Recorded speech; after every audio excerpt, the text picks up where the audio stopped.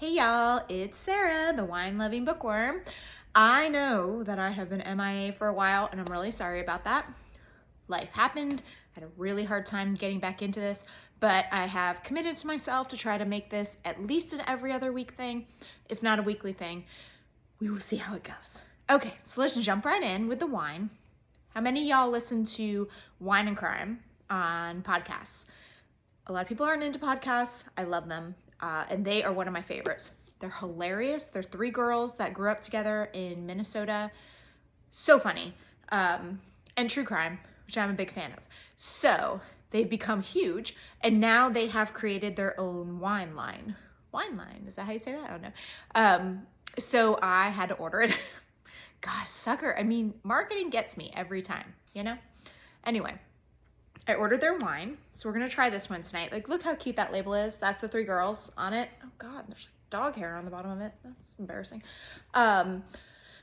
It's a, I did not look up how to say this, Grunier Veltliner. We'll go with it. White wine. So let's give it a shot. See how it is. Cheers.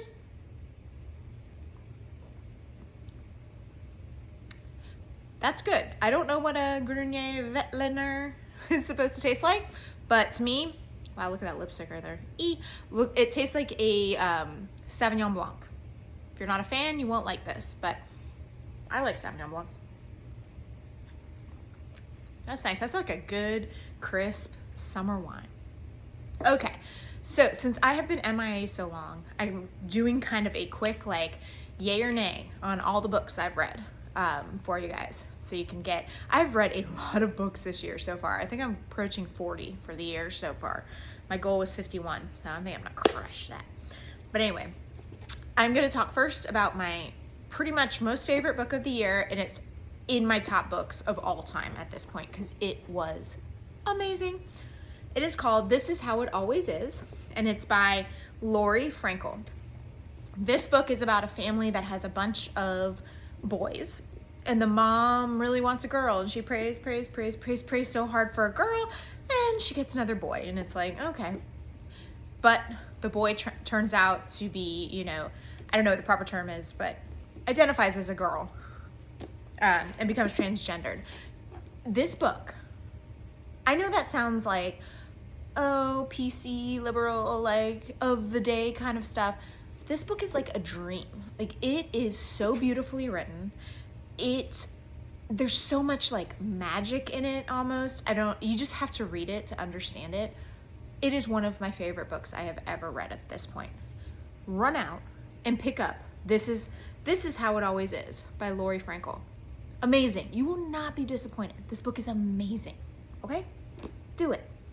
So this is my number one book that I have read this year, I guess, because I did one in the beginning of the year, right? So I think I read this year. Absolutely amazing. 100%. So now I've got a little, I've got like two little piles over here about yay and nay. I got more yays than nays, so we'll start with the yays and then we'll see where we get. The Dutch House by Ann Patchett. Such a good book. This is a very character-driven book. It's more cerebral than maybe, you know, like action and stuff. So if you don't like that, don't pick it up. But I thought this was a really great book about a brother and sister that grew up without their mom and how they deal with it, and their dad dies. It's just great family dynamic book. So The Dutch House by Ann Patchett. Yay! Let's do another yay before we move on to the nays. 1,000 Splendid Suns. If you liked The Kite Runner, which was a very famous book, and I think it became a movie, you'll love this book. It's so good. And I wasn't sure because The Kite Runner had a couple scenes that I was like, ugh.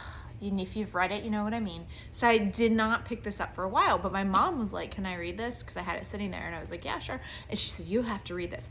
Amazing. Pick it up. It's by Khaled Hosseini. Probably butchered that, but Kite Runner. Is not a sequel, but the second book by the same author. Amazing. Okay, let's move on to a nay. Okay, this is going to be probably controversial, but The Art of Hearing Heartbeats by Jean-Philippe Sendker. Didn't like it. You can't really see that because of the glare, but didn't love it. Didn't love it. And it was my book club book and everybody loved it. I don't know. It seemed like neatly wrapped up. It just seemed, wasn't anything interesting about it, to be honest, to me. But I don't know. Maybe I will say that people loved it. I didn't. I'm putting it in the nay pile. Take that with a grain of salt. Yay pile. Actually, I'll do these at the same time. Okay, first, Disloyal. Well, I'm gonna probably get hate about this, but Michael Cohen's Disloyal about him working with Trump blows you away what happened, like what he describes happened. I'm not saying it's all true. He writes in a very, and he doesn't make himself look good at all. He makes himself look terrible. So it becomes off more authentic because of that. And he writes just in a very blunt way about things he witnessed in the Trump administration. I loved it. So that's a yay for me. And then I also read Fear by Bob Woodward. This is a much more, I hesitate to use the word intellectual book, but much more like well-researched, kind of journalistic. This guy was a lawyer, worked for Trump. This guy is a journalist reporting on Trump. So it's a different feel. Still very good books about the Trump administration. If you're a Trumper, I'm sorry, but for a lot of reasons, but not least of which you won't like either of those books. Okay, so let's move on to a no, or nay. Alice Munro, Dear Life. I wanted to like this book. It's a collection of short stories. I do like short stories. I like collections of short stories. This one, there were some that like, it blew me away. I'm saying like a lot, sorry. There were some that blew me away and others that I was just, And I think overall, it was more than blow me away. So I'm gonna have to pass on Alice Munro, Dear Life. Let's go for yay. Sorry, I keep going off the screen. Jojo Moyes, The Giver of Stars. Oh, I love this book. Eleanor Roosevelt had a program during like the Great Depression era, 40s, something like that, where you do like traveling libraries. So they would bring you books from the library. So this is about a group of women that ran the traveling library in this town. Oh, I loved it. And it's got romance in there, which I'm not a huge fan of, but it's not just a romance book. And it was perfectly written. I loved everything about it. So Jojo Moyes, I'm probably saying that wrong, The Giver of Stars. This is probably my second favorite book I read this year. Okay, so let's move on to a nay. Okay, I don't really call this a nay because I found it interesting. In the Name of the Children, and it's from an FBI agent that did a lot of work with child predators. Bummer, I know. That's kind of why I'm gonna say nay, because he doesn't mince words. I find it interesting, but I had to take this book a little bit at a time. It was rough. It's a rough book. But this is all like real life, true cases he worked on. So while I'll say nay, because I think it's generally too rough for the general population, if you're very into true crime and you find it interesting and you find the psychology of predators interesting, you'll like this. But if you don't, you won't, like at all. Like even me, who finds the psychology of serial killers and predators interesting, this was a lot. Because when you deal with kids, it's a lot. So, you know, that's kind of in the middle for me. I enjoyed it. That was loud. I enjoyed it, but I don't think the general population would enjoy it at all. Okay, let's go for a yay. Woo, I'm back. Now, this is another one that if you like Hocus Pocus, you're gonna like this book. If you are like, what the hell's Hocus Pocus? Don't just fast forward because you won't understand this at all. But if you like the movie Hocus Pocus, it kind of does a book telling of the movie, which is a little weird at times because it's almost like reading a movie script. And then it does like a sequel to the movie, which is more like a book. But if you like Hocus Pocus at all, you'll love this. I have to put this on my yay list. Let's go for another nay. The Reluctant Fundamentalist. I guess this was a movie too. Again, this was an uneven book. Like some parts I loved, some parts I'm like, what the hey is going on here? Like, I don't know. Like I really wanted to like this book, but there was some stuff he just shouldn't have, or Mohsin Hamid should not have included. I just didn't. I didn't like it. I know it was a movie. It was like Liev Schreiber and I don't know, other people were in this movie. I would be interested to watch the movie, but I didn't hear much about it, so I think it's probably a flop. The book, it's short, but it wasn't great. I don't know. I wanted to like it, but I didn't. A yay. The Case for Christ by Lee Strobel. He was actually an atheist before he went out and researched Jesus Christ, basically. He was trying to prove that Jesus Christ didn't exist, and he ended up, at least to himself, proving that he did. And he became a Christian after he wrote this book. I am a Christian, so I find this interesting. I don't really know if others would or not, but I found it fascinating. He actually does a lot of history research, so, just about Jesus's life and stuff. So if you're into that at all, this is a very great book for that.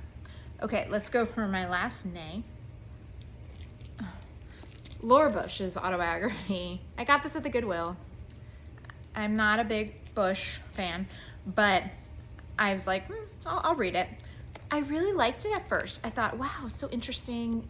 But then as you go on, you realize that it's a lot of like self-promotion going on here. I'm the best. We're the best. Everyone else kind of sucks. And whether you believe that or not about the Bushes, it got a little old after a while. So I'm saying nay on Laura Bush. Last book, and this is a book club book. And I loved it. My mom hated it, so there's that. But sometimes we don't agree on books. It's called Hamnet, and it's actually it's a book about Shakespeare's life in a way, and it's also a plague book. I mean, I love Shakespeare. I think the Black Plague is fascinating. So, not in a good way, just interested in it. So this was a great book for me. So Hamnet by Maggie O'Farrell. I loved it. Again, my mom didn't love it. I don't think she 100% understood it. Once I explained it to her, she's like, but I still don't think she really liked it. If you like Shakespeare, if you like things from that era, if you like anything about like the Black Plague era, pick it up. Okay, I'm running over now because I had a lot of books to get through, but that was my last one. And like I said, I hope that I will start committing to this and continuing to do it. Don't hold your breath until I start doing it every week or every 2 weeks, but it is my goal right now to do this. So all those books, The Giver of Stars, and This Is How It Always Is, amazing. You will not regret picking up those books, so do it. And then, take it with a grain of salt, whatever else I said, because sometimes people don't like what I like, and that's okay, because I can be a little strange about what I like. Pick yourself up some Wine and Crime. You go on their website, wineandcrime.com, maybe. Just Google Wine and Crime podcast and it'll come up. You can order their wine. And the Garnier Volontaire, whatever I said it was, tastes like a Sauvignon Blanc. So let's try it one more time. I like it. All right, guys. Till next week or the week after, depending how I'm feeling. You guys have a amazing week, and cheers.